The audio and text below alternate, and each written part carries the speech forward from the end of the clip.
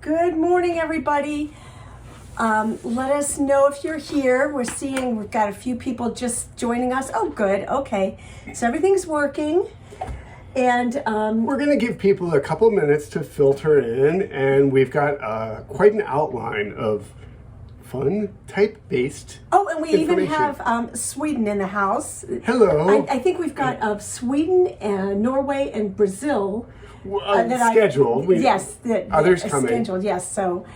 Yes, when we say good morning, it is for us. Yes, exactly. For others, it's good evening, yes. Or good afternoon. But so, just a reminder of the format. We're gonna talk live this morning. I'm gonna cede the floor to Bill because this is really his area. Yes, I'm glad you like my scarf. It's an eye chart, but I decided it was the perfect scarf for the My Word Quiltalong. So we're gonna talk. Bill's gonna kind of give you the basics of typography. And I'll do a little typographic introduction, but it's still going to be both of us talking a lot because we both deal with type and design all the time. But I want to make sure that we get you off to a good start. Hold on, I'm just tearing that so I can watch for questions.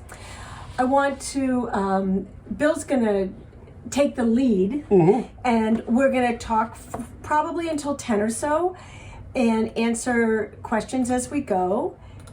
Give you an hour or so to then think about what you're working on, and then come back at 11 for a second live to answer any additional questions you have. Exactly. So, how fun that there are two people, Maria and her mom Joyce. Joyce are going to be there together. I haven't seen her in years, but hi. Yeah. So, this is a big group we have today. So I'm going to be from Switzerland too. Excellent. I will be taking. She'll be the scribe. Yeah, I'm going to be trying to catch questions as you go, but Bill is going to take it away. Let's dive in. Yeah, we've got a good crowd already. So I think the first thing that Weeks and I thought was important to talk about is how type conveys meaning. There's the old saying, the medium is the message, but when you go to write a letter and you sit down at your computer and you have that list of 100 fonts, it can be overwhelming. So a lot of people will default to kind of a built-in font. In this case, we designed the My Word alphabet to be kind of a little quirky, a little playful, and not your typical quilting alphabet. Because of that, because of the unique characteristics, which we'll talk about in a moment, it's really great for lighthearted messages, for kind of a positive vibe. Names. A lot of people are doing jersey numbers, things like that. But if you had a really serious message, this may or may not be the right font. It's kind of like if you wanted to send a condolence note to someone, you probably wouldn't write it in silly script. So the My Word alphabet, and I'll call it a font, is really geared at kind of putting a smile on your face, having fun when you work with it. And so I want to talk about characteristics of type in general, which will help you understand that. So I'm going to count on Weeks to stop me if I get too into weeds on this. And I'll try to keep it fairly simple. But I thought I'd start with a little bit of basic vocabulary. Now, I know we're all quilters, but I think knowing more about other fields of design, whether it's typography or interior design, it all comes back to help your quilt. So I have my... I've got a little bit of glare, so I'm going to go block. You know what? I'm gonna, actually, right here, I've got... All right. The sun is very, very strong today. So just so we Other can... side. Okay, well, I'm going to... Okay. We have windows Okay. all around Yes. in the studio. Okay. So there That's we good. go. There we go. Whoop. There we go. Now that will help. Yes. So I have kind of big flashcards. I like low tech. So I'm going to start with some vocabulary words. Now, probably your whole life you've heard the terms uppercase and lowercase. And uppercase, as we know, means capital letters. Lowercase would be those lowercase letters. And there's a term that very few have ever heard, which is unicase. And unicase is like the My Word font. If you notice, there aren't uppercase and lowercase letters, but they're completely mixed up. So if we look at the cover of our magazine, and we have this here, you'll see that, for instance, there's a capital Q, a lowercase I, a capital L, and the variety makes for kind of playful heights. That is called a unicase typeface. So that last word, unicase, you'll notice that that I is a capital I. There's no dot on it. There we go. And I happen to be holding up a sheet of letters. This is a font designed for the computer called Philosophia. That was designed by this amazing, amazing woman named Zuzana Liko. And she was an immigrant from Czechoslovakia. Okay, this is where you're getting into the weeds. Just a great, great typographer. Now, this is also a little weed, but when you hear the term uppercase and lowercase, my guess is you've never thought, like, where in the world did those terms come from? So if we have a photo, whoops, upside down, there we go, an illustration of an old printing press or printing shop. The type that was printed was kept in drawers, they're cases. All the lowercase letters were kept here. The capital letters were kept up here in the upper case because there are fewer uppercase letters used. So they were here for ready access at the very top. So uppercase actually referred to the case that was on top in the printing room. So this idea of the My Word font being unicase mixes upper and lower case. And quilting is different from typing on your computer. You know, we got to make this stuff, right? We're sticking with straight lines, easier to sew. The other thing that's tricky is if we look at regular old type, if you have lowercase letters like the letter G, it has the hook underneath, which is called a descender, or a Y. If you have a lowercase t or L, it sticks up, and that's called an ascender. So you tend to get things sticking down and sticking up, and if you're making a quilt, that can get a little tricky.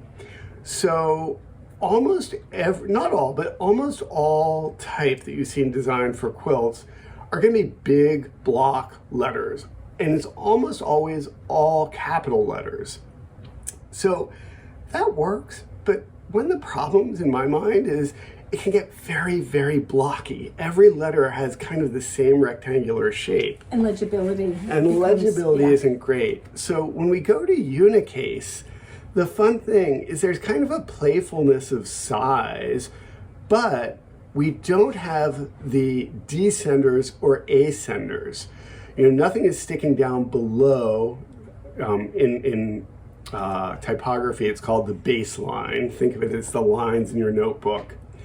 And so this is just a way to have playful height and movement in a modern way without creating too many headaches for quilters. You know, we still want to be able to make it all fit together. I have to say that Anna Maria says that the weeds are the magic of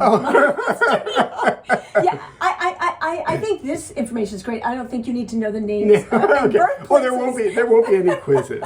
But recommendations for great books on the history of fonts and weediness. And weediness. let me think about it. Okay. I'll get back to that. Take a Okay. note. And Okay. So I want to go back to this. So the term unicase, and my word is a unicase font. Many, if not most of you, have never heard that term. However, many, if not, I bet over 98% of you. I would say 100%. Yeah, well, it's an international thing. So That's true. That's so you've seen unicase in a very, very common logo that you've probably never thought of.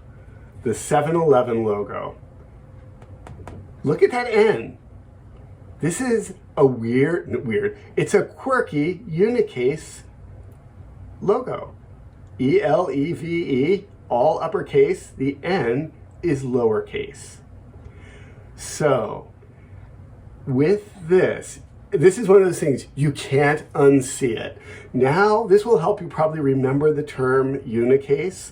And 7-Eleven is very international. So if there's one anywhere near you, next time you go by, take a look at that, smile, know that you know the term unicase and probably no one else in that store does.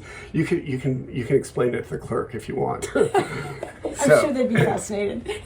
So now I want to take Bill's typography class. Oh, you need an entire semester just for the warm-up typography class. I always joke we have an entire semester for typography, and the last day we all agree that now you know that you don't know much and you feel like you got to start the class.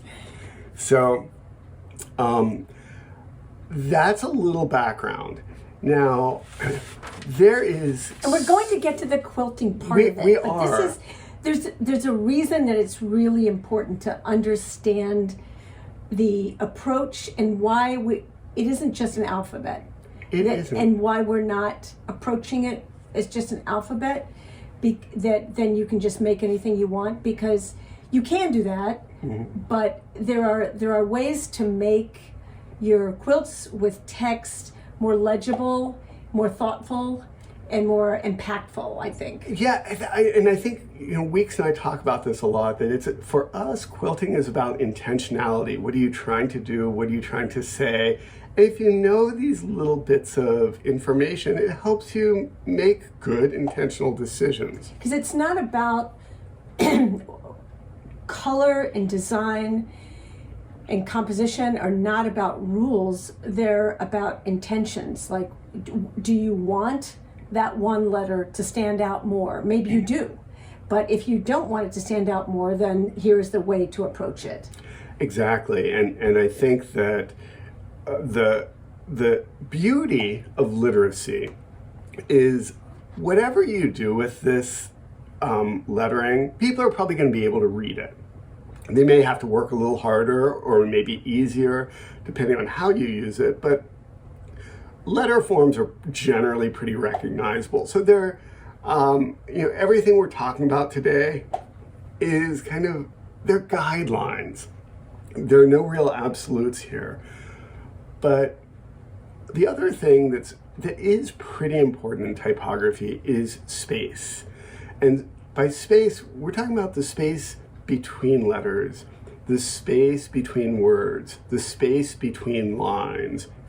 And so I have a couple examples. So paragraphs of text on multiple lines are easier to read with more space between the lines. You want me to hold this? That would be great. And if we compare that, look at the spacing here. Headlines, sayings, and brief text often have less space between the lines. Do you see how that's closer together? Now, if we're reading, let's say a 500 page... Can you maybe... Okay. So we're talking about the spaces between the lines? Yes. And those heights. Yeah. Between here and here. That's what we're talking about. And it's kind of subtle, but you may be able to notice it. If you learned to type on a typewriter, you had single space or double space. If you do a lot of work in Microsoft Word or Google Docs, you have single space, 1.5 spaces, 2 spaces. But in graphic design, it's very different. Instead of a full space, it's what's called leading. And leading, in an old-fashioned printing press, there was a strip of metal that was made out of lead. And you would choose a thickness of that metal to put between the lines. and depending on how thick that lead or that metal strip was, it would move the lines closer or further apart.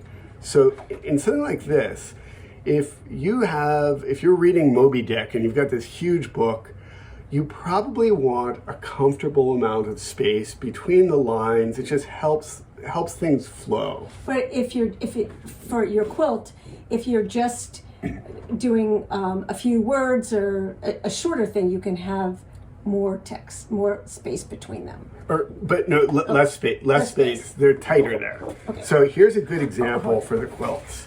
That's better, yeah. So what we've done in the pattern is give recommendations. And I'll get this even closer. And this is in your pattern, but we talk about having a 1/2 inch finish space between the letters, which is by sewing in a 1 inch spacer strip. Between the words, we used 1 3/4 inch finished, although that's variable. And then between the lines of type, it was 1 inch finish. So this reads very tightly as your message goes here. Now, I want to give an example. In just a minute, that would be great. This is an example of increasing all of the spacing. This is doubling the amount of space between the letters, between the words, and between the lines. And what happens here is it fragments. All of you can still read this. It's very clear, your message goes here. But if I look at type and I hear it in my head, I see this as your message goes here. And I look at this as your message goes here. Can I point out also that it's also the space between the lines and then the space between the words.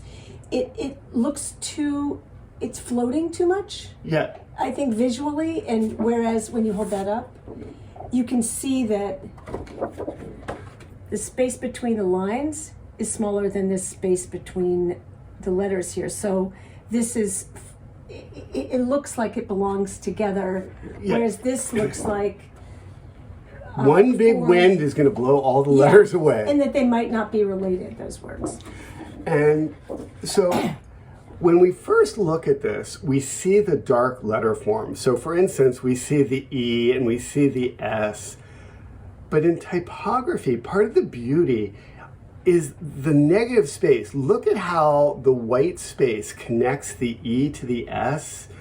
And you get these really interesting, almost maze-like forms that fit together.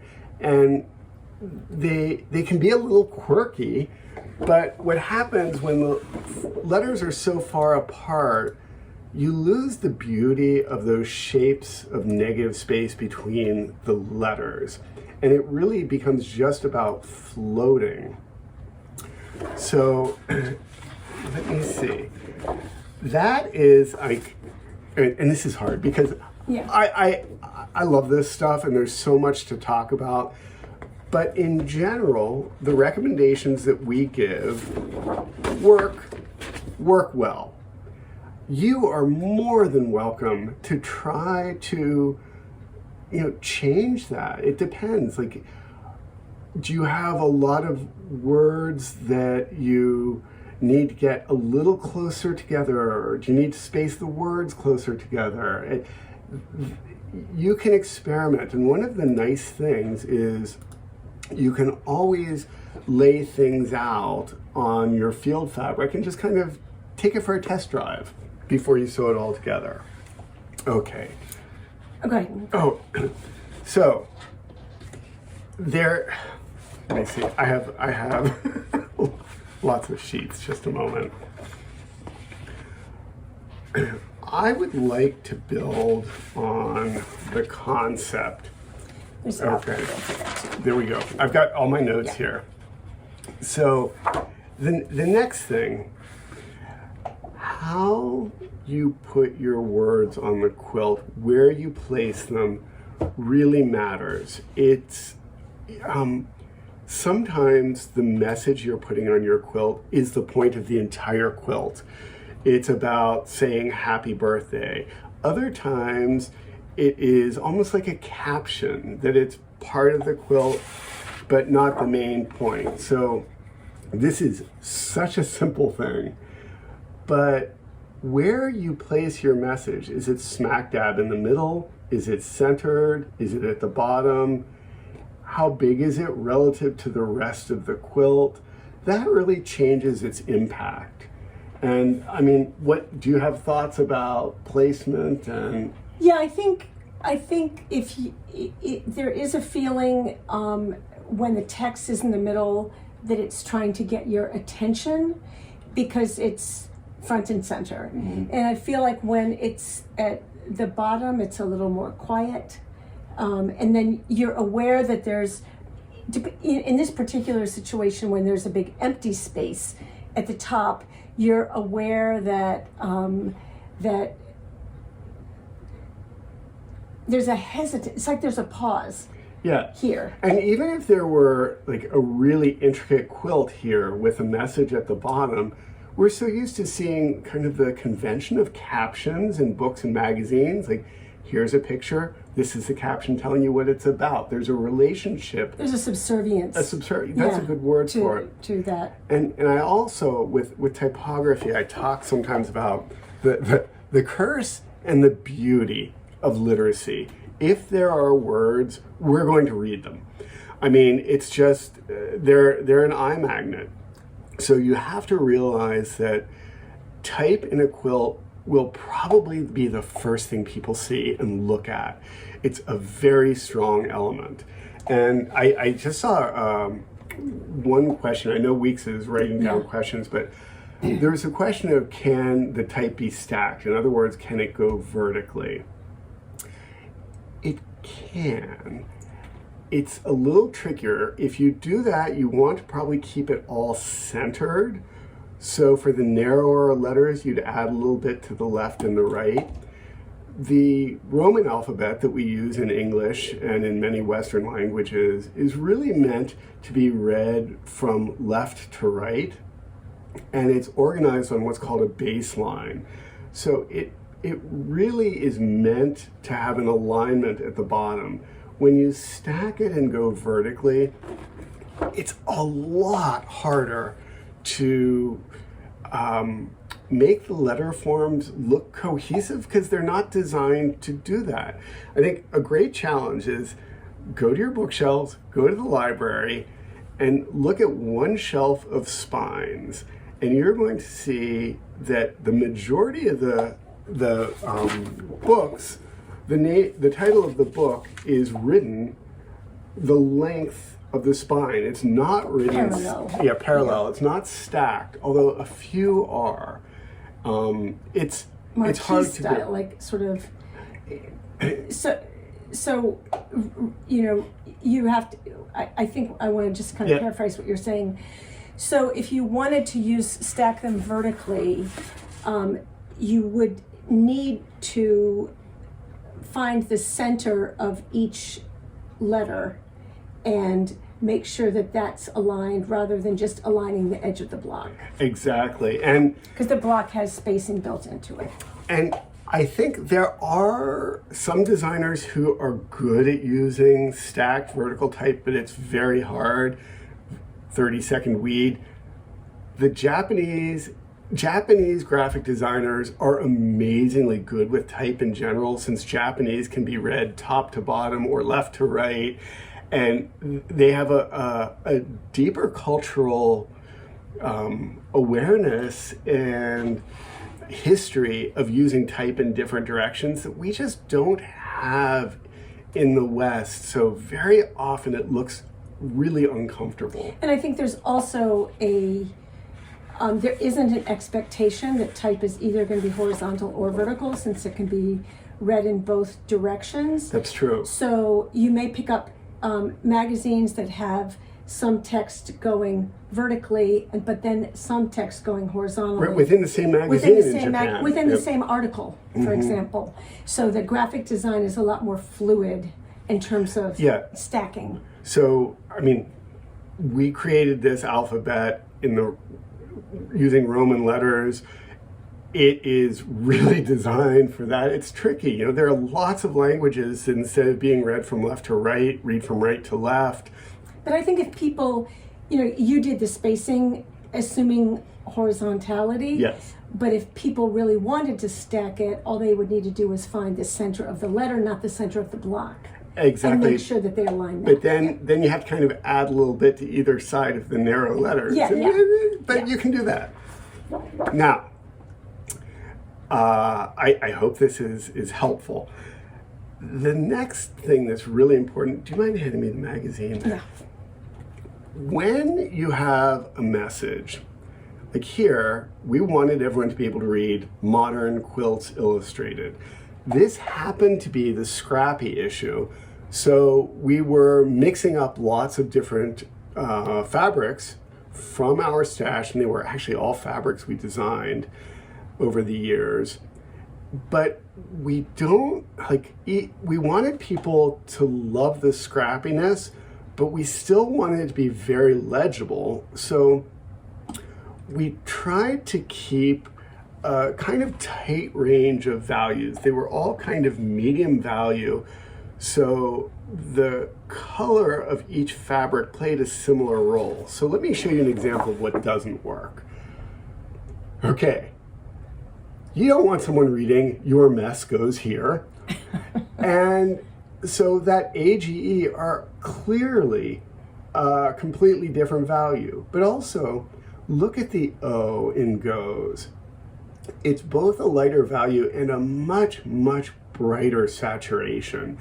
So those, I exaggerated in this example, but it's really worth carefully looking at your fabrics to make sure when they're placed in the quilt, they will have the same role. Can you, while we're still on the topic, I want to get some. Thank you. Some were asking about placing the top third, like photography side, in terms of placement of text. Mm-hmm. So rather than the middle in the top third. And I wanted to point out that conversely, if this is up here, it suggests that there's more to come. Yeah. And if you're doing the top third, sort of photography style, it will suggest that there may be more to come, more so than if it's centered. And also, there was the question of stacking. You can stack, instead of letters, words. You could have "your message goes here," which would become very emphatic because it would take over the entire quilt. Yeah. So, thinking about the fact that most of the time type is horizontal, and a lot of times quilts are on a bed either vertically or they're square if they're queen, or if it's a wall hanging, what direction are you hanging? I think one of the great challenges and fun of typography is to step away from thinking of them as letters and words, but to think of them as images. What shape is that image? Does it make a line? Does it make a block? Does it make a rectangle? What color is that image? And the goal is to really integrate the type into your quilt. So even with this, early on, when we came up with this idea, I was like, okay, we're going to do Modern Quilts Illustrated. And the initial concept was that the number 16 was going to be pieced into this oatmeal background. And then Weeks had the way, way better idea of adding that to a pillow and then bringing all this color into the quilt. And I think this is a super interesting design detail, but the spacing between all of these kind of jelly roll strips is very similar, not exact, but it's very similar to the spacing between among the letters. So what you've got is this part of the quilt mimicking this part, that there's a big bit of color, a little bit of in between, color in between, color in between. So this reads as color. This also reads as color, not just type. So the idea was it became a cohesive whole. It wasn't just, boom, we stuck the type on the quilt. I also wanted to just add, and I don't know whether I missed it when I was paying attention to the comment section, but I think it's worth pointing out the proportion of the type to the proportion of the quilt. Right, we didn't talk about that. Okay, so if you have 6-inch letters on a piece, like a wall hanging that's 8 inches tall, where the text occupies most of the area of the piece, it's going to feel louder and more impactful. Whereas if you had a queen size quilt with 6-inch letters at the bottom, it would feel more like a whisper. Yeah, a So little there's signature. a proportion of the text is a proportion of the total piece, can make the text feel louder or more quiet. Absolutely, that's a good point. I'm glad you brought that And up. then- And I think, I was going to say Right. also, because of the horizontality, I could totally see a lot of people doing interesting table runners. Yeah, Where exactly. it could be names of people coming to a big gathering. It could be the menu, and it could be legible from one side or the other, which also I think is a really interesting idea. If you have a long table and you have text running to people on one side and text on the other, it would kind of encourage people to walk around and read it. Or placemats, sort of in lieu of name cards. That's a fun okay. idea. Okay, you all have to Yeah. make it. We don't have time. Yeah. We want to see this. You've got to make the placemat. Okay, then there was another question about diagonal spacing. And do you want to talk about that? Yeah, I'm going to talk about diagonal Okay. spacing, and can I quickly do one other? Yes. So there's Before we the get on to question color. of why is Illustrated not centered here? So that's a good question. The idea here was that kind of there's gravity and everything is resting on this bottom line. We felt that this line created such a strong base that if Illustrated were centered on everything, it would leave kind of a very awkward little space at the top and the bottom, I feel more floating. and would feel more floating.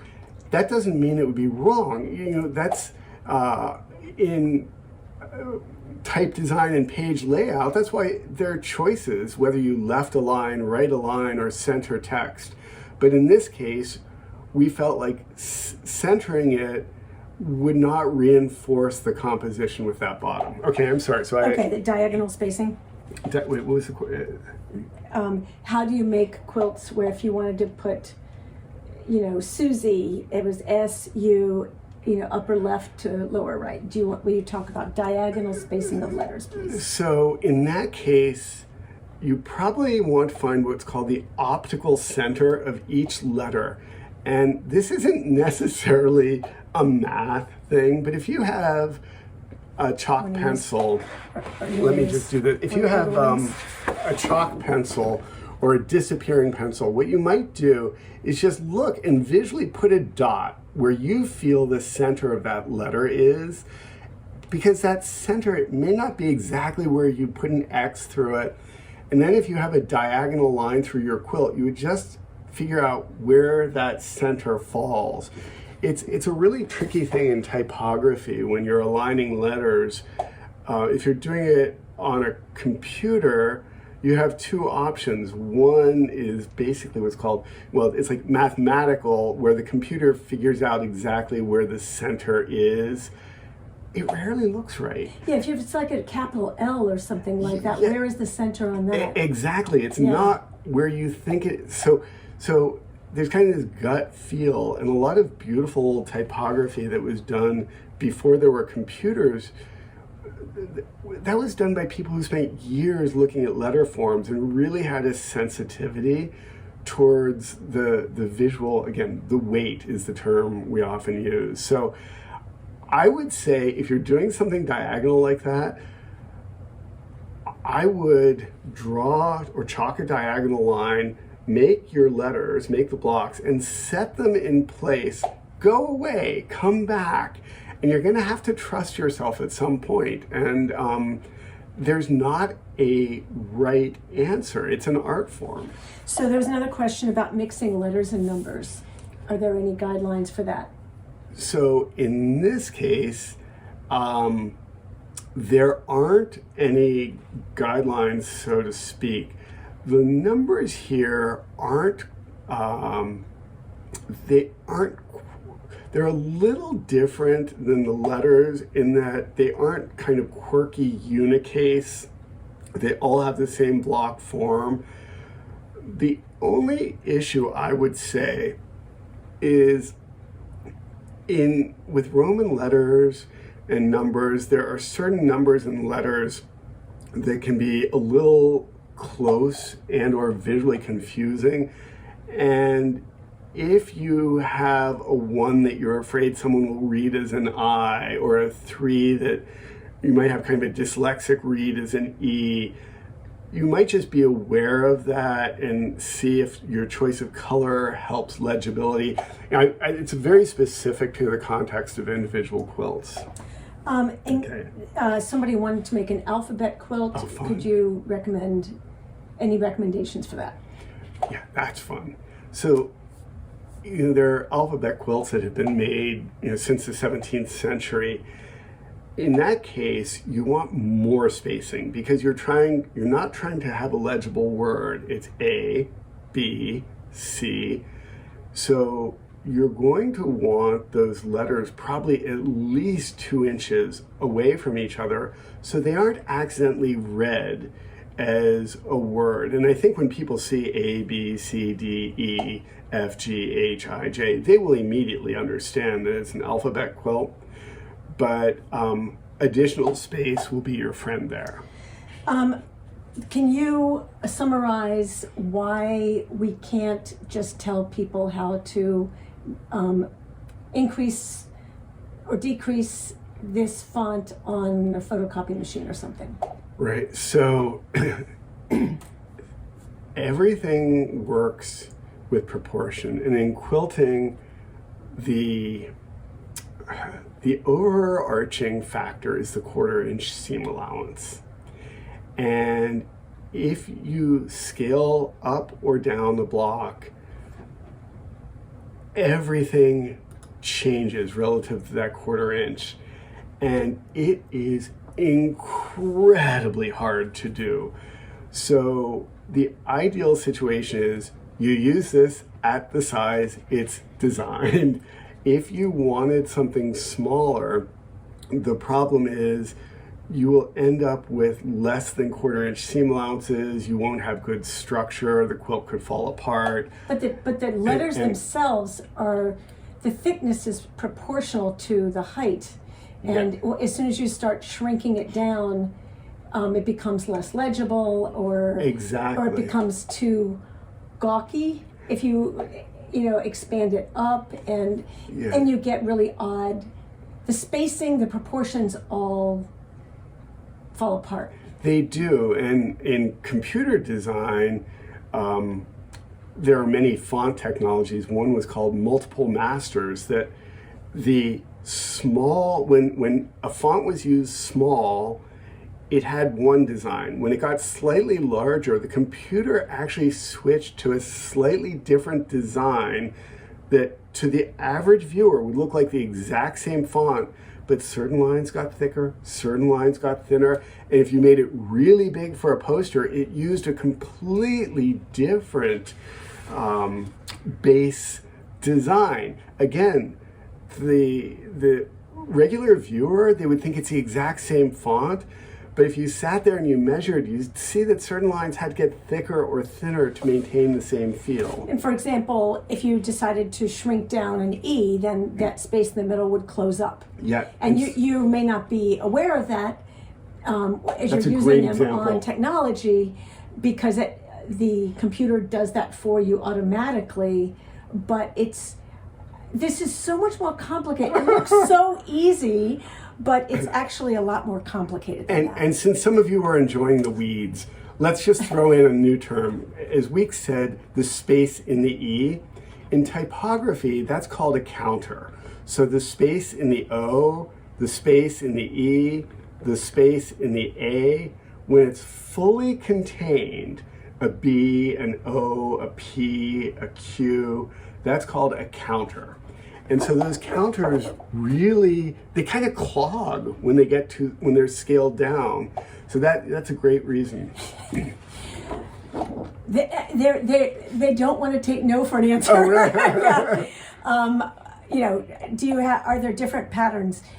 No, this is a huge number of calculations for each one. We're piecing this. This isn't type. So we don't have in this publication. There's only one size because there's just so much involved with just getting all of these letters and numbers and punctuation and all of that. And I'll actually chime in for a minute to say, in the world of typography, there are companies that design fonts for the computer, very, very, let's say, boutique high-end fonts that might cost $1,000 for the font. And people are like, what? They have designed every letter at every size. They've figured out the spacing between the A and the B, the A and the C, the A and the D, the A and the E. There are thousands and thousands and thousands of combinations. And sometimes people say, like, why would anyone pay $1,000 for a font when I can download a free font? And it's like, you get what you pay for. I don't own any $1,000 fonts, but they're beautiful. Then would you discuss kerning, please? So kerning, well, this is different, but kerning is the term. Yeah, kerning is the space between letters. In this font, I suggest you stick to the same space or size between the letters. We've designed it for that. Now, it's different if on a computer, if you have the letter A next to the letter V, they kind of nest next to each other, and so they have to be brought a little closer so they don't seem like they have a gap.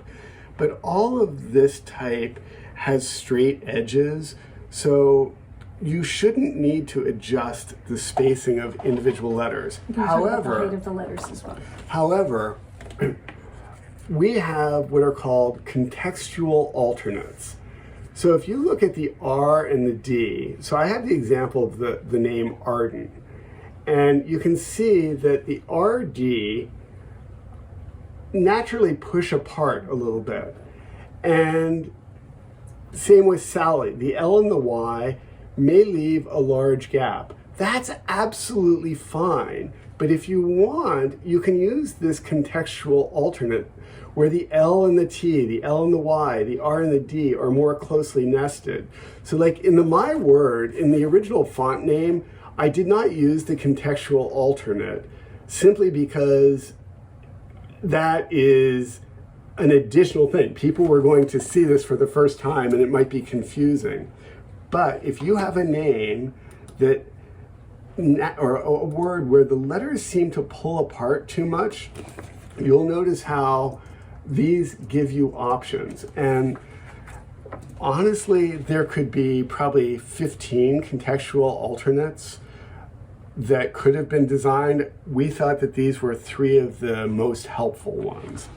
Now, regardless of what letter or number you do, all of the blocks finish, the block itself is 6 inches high. So in a quilt, it's 5.5.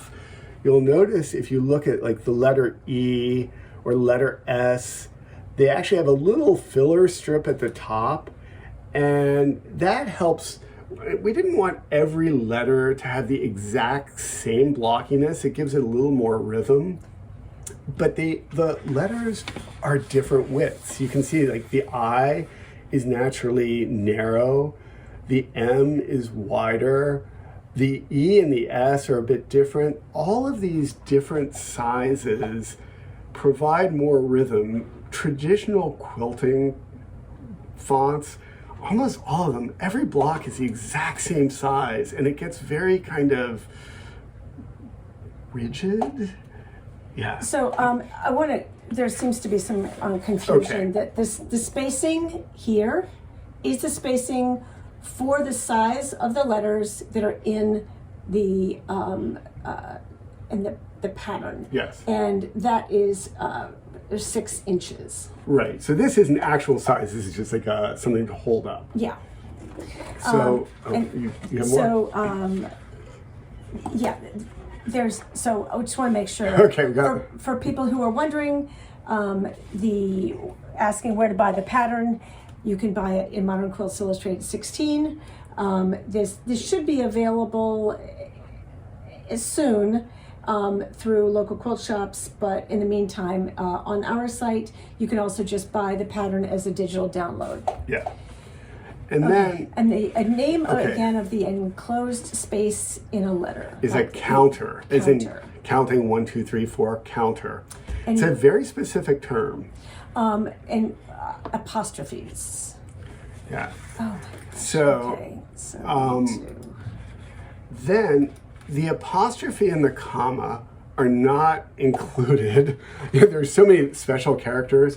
I would say if you want an apostrophe, you'll see that the period is a square. I basically cut the square in half so it's a half square triangle and put that as your apostrophe. I think it's a very easy one to make. Now, I think we've got another important topic, like fabric choices. Well, color. Color. I mean, we need to get to color as well. Do you want to start on color? No, I feel like I need to keep an eye. We have over 200. Lots of people. 258 people here. 248 people here right now, and it keeps going up and down. So the questions are coming pretty quickly. And I think I saw Cheryl's question about what if the text is a short phrase? It's also a little tongue in cheek. I think. And the question is, how do you place that? Absolutely depends on your phrase. I think if it's tongue-in-cheek, you want to have fun. So experiment with that positioning so it captures the playfulness that you're after. I talk to my typography students all the time saying that before you try to design something, say it out loud. Listen to it. Say it different ways. See if there's a rhythm to how you speak, because that might help you figure out a rhythm for placement. She's asking about should she. Well, I think we discussed the spacing between lines earlier, so maybe you can go back and watch that.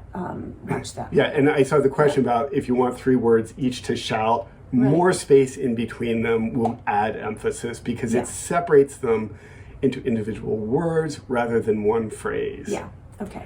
And so I saw also the question about the ampersand. The plus versus the ampersand. So, ampersands are really, really tricky. They take up a lot of space when they're done square. They naturally have this beautiful curve, and it's one of the reasons we're using the plus rather than the ampersand. If you want to try to create an ampersand, then keep in mind that in all the letters and numbers, the finished strokes are 1 inch thick. So you'd have to make it, the ampersand, the same thickness or it will look odd. It's extremely hard to make an elegant ampersand in a block that's only 6 inches high using straight lines, which is why we use the plus rather than have an awkward ampersand. I'm saying this as someone who loves ampersands.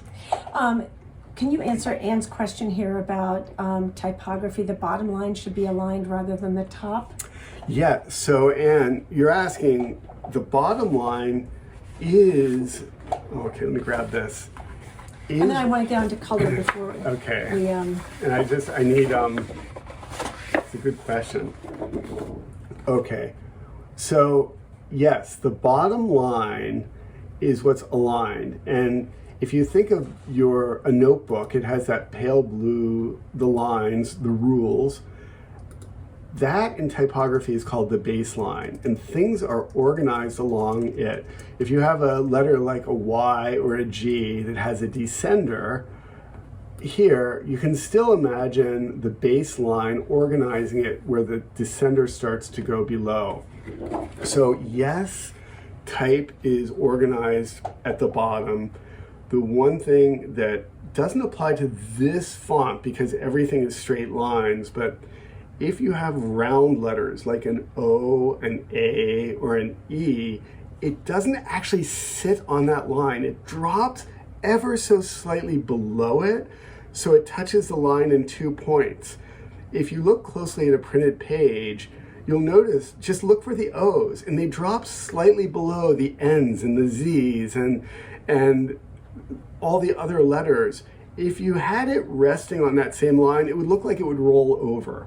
So it's a like, you almost need a magnifying glass to see it, but that's another thing, once you see it, you can't unsee it. So just so everyone is aware, we're going to go into color and fabric selection now. We'll answer more questions at 11. We'll be back at 11 live, but we want to make sure that if you want to be thinking about it and just kind of give you an hour or so to digest. And then we'll come back. So we'll make sure everybody's questions get answered. And I'm writing them down. Great, but if I miss something, we'll get more at 11. So back to the issue of color. You could use one fabric for all your letters and they'll be very cohesive.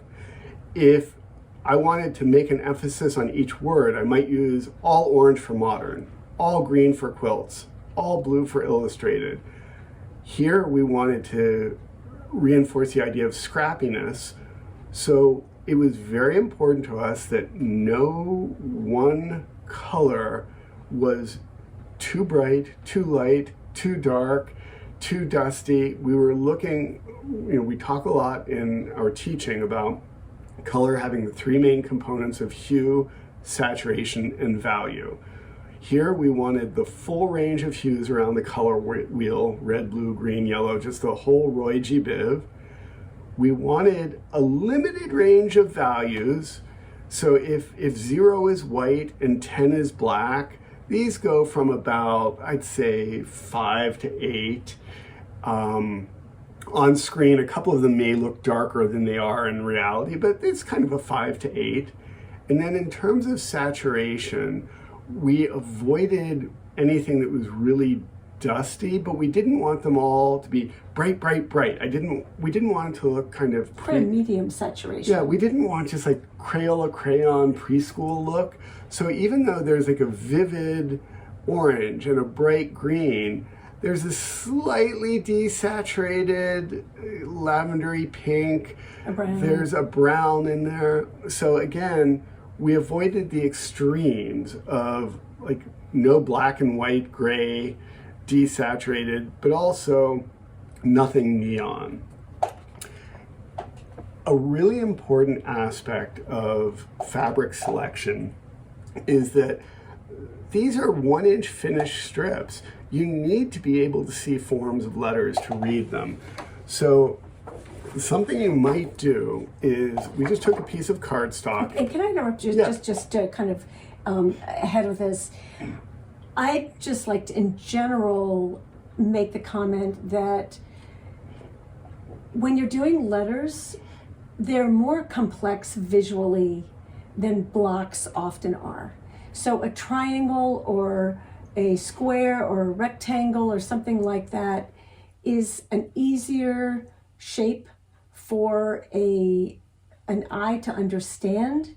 And when you're doing letters, especially because this isn't a familiar font to most people, I think you're going to need more contrast in terms of value, hue, saturation than you would for typical quilts. That's a great point. Because the complexity of the shapes and the negative space is more complicated. That is so important. Just want to add that. So that's a good example. So if I have this fabric and I put, to test it, my window over it, it reads really clearly as kind of a line. I see the edges. if my background, let's say, is white, very crisp contrast. Similarly, tone-on-tone fabrics can work very well. What you do have to be careful of, though, is fabrics such as this really large-scale buffalo check. If I put this in my quilt, I might kind of lose the edges where the white meets the white. And in graphic design, that's called a figure ground relationship, a figure ground problem, that we want the figure to be the strip and the ground to be the white. But if the strip has lots of white in it, it kind of looks like a mouse has nibbled the edges. So you have to watch out with large scale fabrics in general. If you have a large scale multicolored fabric like this, if I'm piecing this and I'm making the letter O, and I have 4 different slices of this same fabric, some strange things might happen. You might get a blotch of green, a blotch of blue, some light orange, and instead of looking like a solid O, it might look oddly disconnected. But if it's a white background, it would be great. Then it would be great. Yeah, so that's where I'm saying, like, you really have to have a lot of contrast to make it legible. You do. And so here's one where, again, that could be odd in that black form becomes more dominant than the shape. Even though it's just a beautiful fabric of Jane Sassamum's, it's so high contrast within the fabric that it then becomes hard to find something for it to be against. Exactly. In terms of value. So I'll show a couple more and then we'll let you go. But here is an example. Let's say you have a friend who just had, whose 7-year-old is having a birthday. The 7-year-old absolutely loves polka dots, and you want to use the polka dots. Here's a problem. If the polka dots are large and they're on the same field, we can read this, but not that clearly. Look at the difference. The exact same scale with smaller polka dots. Oops, sorry, there's a lot to hold up. So this is what's called the figure ground problem. It's hard to see the figure, the shape of the letters, because they blend into the background. This, which with a much denser, smaller polka dot, works fine. So the good news is it doesn't take much fabric. You're using little strips, so you can either cut a viewfinder window, or you can just cut a 1-inch strip that would be the finished size and just look at it on the background fabric. Does it work? Somebody was asking about the impact of a dark background, and I think it depends. If you're going to use a dark background, you really want to make sure that there's a big jump in value between the fabric and the letters. I think it can feel intimate. Yeah. A dark background with light letters can feel intimate, but we have seen other people using other fonts where they've gotten it too close in value, and now that could be a whisper. If you wanted to say something really subtly, that would be a way to do it. So I think this is back to the intentionality. Exactly. And are you trying to? If you want to shout something, you want maximum contrast, like black and white, like my eye chart here. Yeah, that's all about legibility. This is all about legibility. So if you are trying, it's not rules so much as just the impact you're going for. So if you want something, if you want to use a dark background and you want it to have coming at a loud volume, you want more contrast. If you want it a soft, like I can imagine a quilt that said good night at the bottom with a very soft, like let's just say it's a black background, a very soft gray, medium gray that would be very subtle, that would have a kind of a hushed tone to it that you would not get with that higher contrast. And I love the intentionality with type. And we have both worked over the decades with many quilters. With certain quilters, I've spent over a year talking through, in classes and workshops, talking through uses of type. When Weeks talks about the subtlety, I had a student, a remarkable student, who had gone through a very arduous year of medical procedures, and she was doing well, but it was very demoralizing. She felt that she wasn't seen as a person, but just as a number. And she actually did a quilt where the words were almost impossible to see pieced into the background. She used very low contrast because she wanted to intentionally talk about feeling lost. And it was a beautiful quilt. And I had another student who did a grid, kind of a classic word search, but each letter, she had all the names in her family that could be found in the quilt. And like a classic word search, she wanted each letter to be very clear and easy to see. It was a beautiful quilt. So we hope that this kind of crash course gets you thinking. And the goal here isn't to make the perfect quilt. The goal is to use type to learn from each quilt you make and kind of think about your messages. It's a very reflective thing to me to work with type. A couple of things. Kelly wants to know if we offer typography workshops with quilters. This is it. We decided to offer this. However, I've been nagging Bill to do this forever. And I want to do more. I mean, yeah, but he's a busy guy. You know, he's teaching. He's a full professor, and he has students he's got to deal with, and then he is, you all have here. So much creativity that I want to see, and we're too busy. In the past, we used to do week-long design workshops where we talk a lot more about typography, but for now, I mean, I hope there's more in the future. I'd like to do more. Yes, but there are plans to do more alphabets, but it's although I fear our technical editor will quit. It almost killed her. Yeah, the proofing of all of these blocks. And there are like a couple tiny changes. Always with the pattern, there is on our website. There's the errata, which are just changes. I think there are over the history of our quilting, we post if there's a measurement that's off. Always check that. But there was one for there was a one very obvious like oops on the letter Z, and there was one thing that was a 1/4 inch off on a P that it's corrected in the current download, and there's a note on the website. So check the errata. Just always check that errata. Sure. We try so hard. I many think sets of eyes look at it, but this it's just alphabet, too much. I'm going to guess there were at least 400 measurements. Yeah. So it was a lot.